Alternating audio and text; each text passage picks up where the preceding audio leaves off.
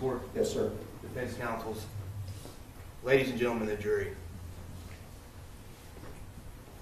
I guess it's inherently dangerous to sit in your own bedroom, in your own home, in the middle of the night, while you're babysitting your 8-year-old nephew. Because she's the one that's dead, not the defendant. And all this talk about training and self-defense, it's not the defendant's point of view. You will not see anywhere in this charge that you are to look at it from the defendant's point of view. You are to look at it from a reasonable person in the same circumstances. Well, you know who was in the same circumstances as the defendant, who was looking death in the eye? That was Atatiana. Did she fire? No. He did. And we're going to talk about it here in a minute. You're going to see that he didn't even see a gun.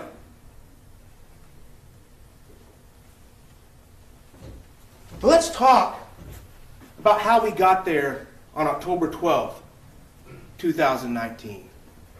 Because let me tell you, the one person that had no input on any choices that night was Atatiana Jefferson. Not one choice as things unfolded. Because on October 12th, 2019, when the defendant was called to her house, he was the one making choices. When he approached that front door, he could have knocked and Atatiana would still be alive. When he approached that front door, he could have said, "Fort Worth Police," and Atatiana would still be alive. The general orders are here for a reason. They're here to guide these officers so they get home safely and the citizens of Tarrant County of Fort Worth are protected and served. Atatiana Jefferson was not protected or served on October 12th, 2019. The defendant's own words. They want to argue about Dr. Priest, or Mr. Priest, or Dr. Coons. Dr. Coons couldn't answer a question. If I would have asked him if the sky was blue, he would have said, maybe, perhaps, there are other factors. The man couldn't answer one straight question. What does that say about his credibility? The defense's witness wouldn't even answer one question after he saw the defendant time and time again sitting in that seat, look at you under oath and say, "That was some bad police work. That was some bad police work." Dr. Coons watched him admit bad police work over and over again, then stood up here and told you he did everything great. The defendant knew he didn't do everything the right way. And when you look at the general orders for silent alarms, because that's what you can look at, it's in the exhibits. It says, if you see signs of damaged entry, you shall call for backup. What did the defendant tell you on Monday? I thought the window had been, the screen door, there was damage. Someone had broken in. There was a screwdriver right next to the door. That's signs of forced entry. Signs of forced entry. His general orders say it. Signs of forced entry, you shall call for backup. But he ignored that. Because, you see, you know who the defendant really is as he testified. You know. I mean, he cracked a joke. I guess I just should have stayed home that night. Someone lost their life. He's supposed to be testifying in his own defense, and he's cracking jokes from the witness stand. I guess I should have just stayed home that night. Well, Atatiana was home, and she's no longer here because of what he did. The choices he made, the choices that she had no input into.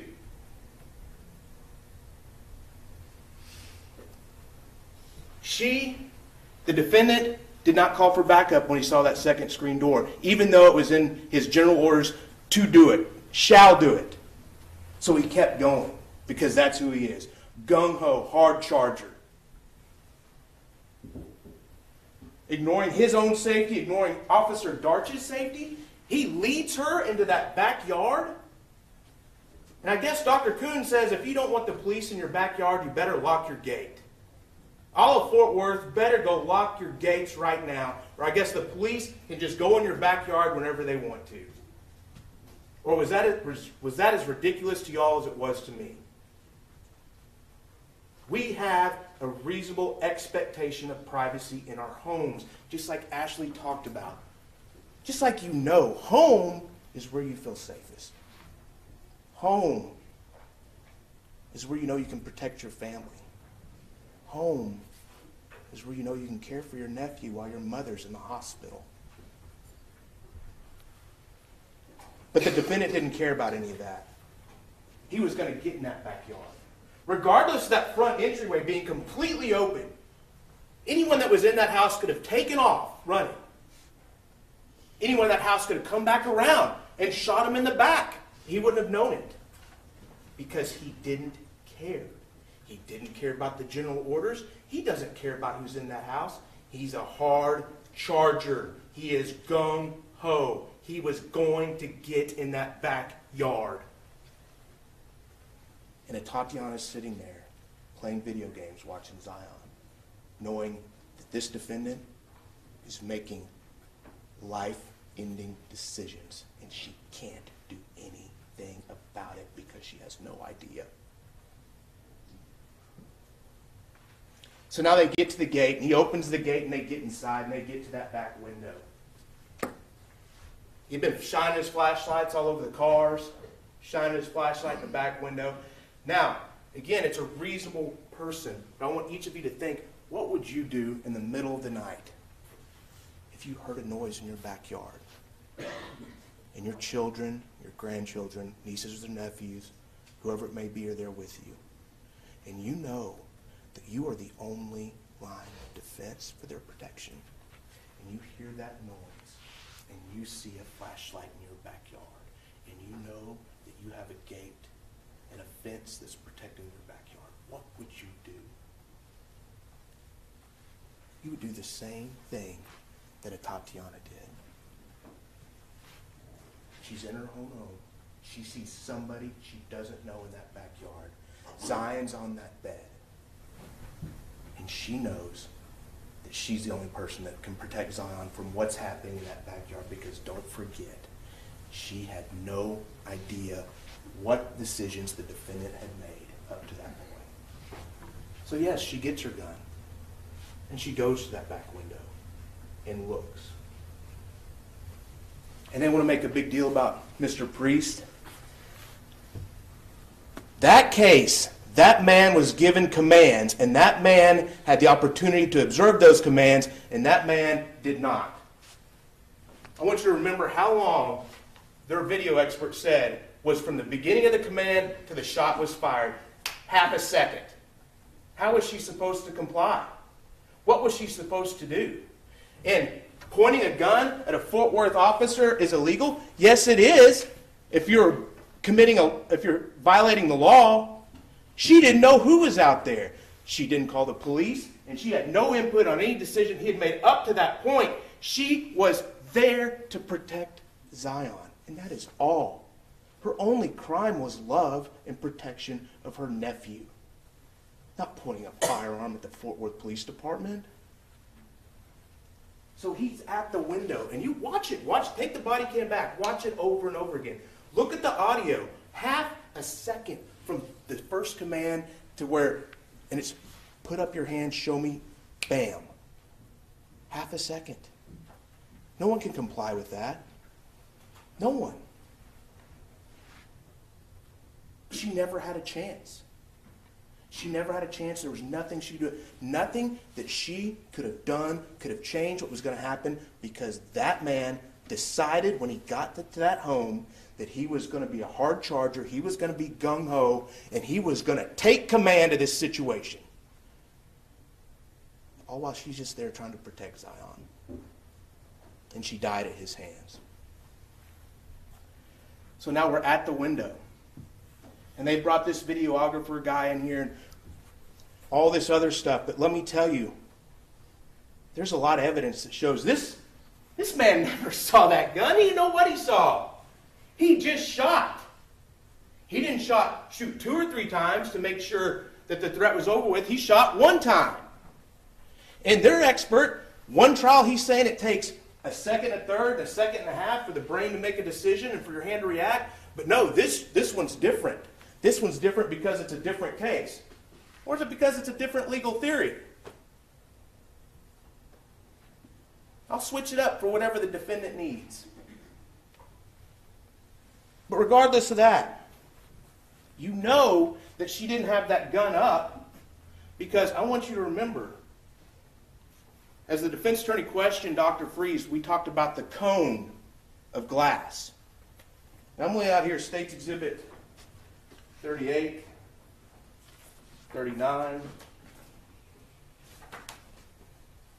40, 41, 42, 43, 71, 72, 73, 74, and 75. Those are her hands, folks. When the defense attorney gave his argument just a minute ago, he held his hands up like this. If her hands were in front of her face, they would have been hit with glass. They would have been hit with glass, and you would have saw the same injuries on her hands and forearms as you would have saw on her face. They're not there. You know why? Because the gun was down. Because she didn't know what she was looking at. The defendant testified she was bent over almost perpendicular to the ground. And then the videographer said she's up straight. Well, she couldn't have been up straight if the bullet enters here, like the defense attorney just said, and is found down lower just past her right kidney in the back. She was bent over. And Zion testified the gun was in her right hand.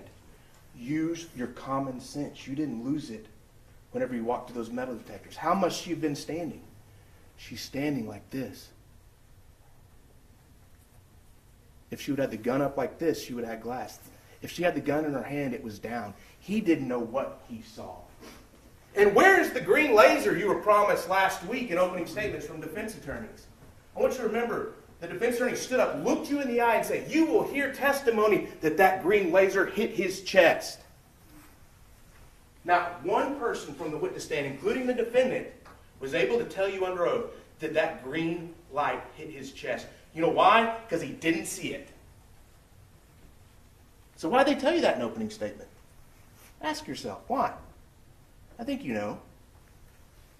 But then, remember what we talked about in jury selection? You can infer things from people's actions. So now, let's take a look at what happened after he pulled that trigger. Because I tell you, what he did after he pulled that trigger shows you, beyond a reasonable doubt, that he committed murder and that he didn't see that gun. He didn't know what he saw. He saw a silhouette. Line of argument, because the jury's job is to view this case from the standpoint, according to the charge, of a reasonable and prudent person at the time, not in hindsight. The jury has been instructed. Your objection's overruled. He didn't know what he saw. And you're going to hear it here just in a minute as I explain it, because you probably already know. You know because you heard the testimony when he saw this silhouette, and you can take into account what he did afterwards as evidence of what he knew. You may. You can take into account what he did afterwards as to what his intention was at the minute, the second he pulled that trigger, that half second. There's nothing that says you can't, because it shows you what he was thinking as he pulled that trigger. At first, he just stands around. There's no other shots. If there was a real threat inside that window, do you think he would have just sat in front of the window? Do you think he might have pushed darts out of the way, got back, retreated to another position? No, he's standing there because he wasn't sure what was on the other side of that window where he just shot. He wasn't sure. And then, as they start moving, Officer Dart says, we got to get in there. Does the defendant say, Officer Dart, you need to know there were people inside that house with a gun? He doesn't. He lets his partner officer, a good Fort Worth officer, run into that house without telling her there's a gun.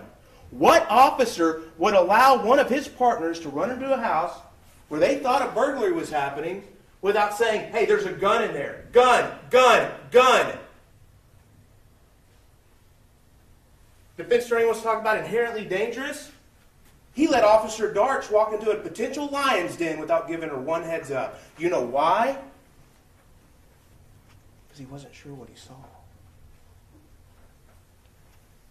Then, as they're checking the doors of each room in that home, they go peeking in each room. Quick peek, quick peek. They're not clearing the rooms. They're not clearing the rooms. They didn't even check the bathroom. They're not clearing the rooms. And you know why they're not clearing the rooms? Because the defendant never told Officer Darch there was a gun. Officer Darch is just trying to get inside whoever was shot. He never said there was a gun because he didn't know. And then when they finally get back to the bedroom, and Officer Darch grabs Zion up and takes him, the defendant walks over to Tatiana, taking her last breaths. And as she's dying in front of him, he doesn't lean over and give her aid. He doesn't comfort her in any way. He doesn't try and stop the bleeding. He looks down between her legs, kicks something, and says, "See what looks like a weapon here." Not, "There's the gun." Not, "Here's the gun." Not, "Darch, we've got the gun." Looks like we have a weapon here. And that sigh you hear that the defense's expert tried to say was a sigh of relief, was a sigh that he just got of danger. No, that was a sigh of relief. Looks like we have a weapon here. That is not a declaration of a person that was sure of what they saw.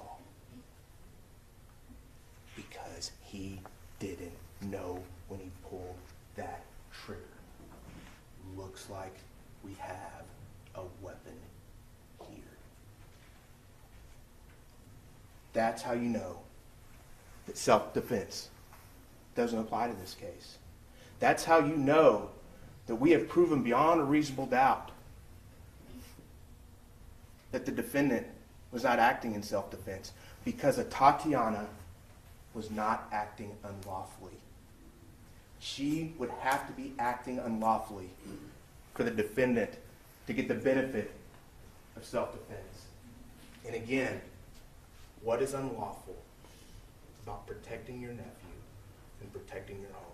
Even the defense's own witnesses all agreed what she did was not unreasonable. And again, you'll never see it in the court's charge. You can look through every page. It's not from what the defendant sees. It's from what a reasonable, prudent person sees in the same circumstances. And I tell you right now, no reasonable and prudent Fort Worth officer would have gone hard charging, gung-ho, past those two doors, into that backyard, creating a situation of danger for not only himself, his partner, and anyone in that home. Because he's the one that made the decisions on October 12, 2019. He's the one that ended Atatiana Jefferson's life, and he's the reason that we are here. This is a matter of accountability. Tragedy, an accident, that's spilling your milk at breakfast. This is murder. Someone lost her life. Atatiana is no longer here through no fault of her own. And now you're going to decide if someone's going to be held accountable or not. And you're going to have to look deep inside and look at this evidence. And you know, he never saw that gun. He didn't know what he saw. He was hard charging. He was gung-ho. He finally got some action. And he was going to pull his weapon. And because of that, Atatiana will never breathe again. And because of that, Zion no longer has an aunt. Because of that, two sisters and a brother no longer have a sister. And that's not okay. So go back there and do what you know is right and find the defendant guilty. Mr. Smith, before I excuse the jury, would you remove the exhibits from the record? Yes, Your Honor.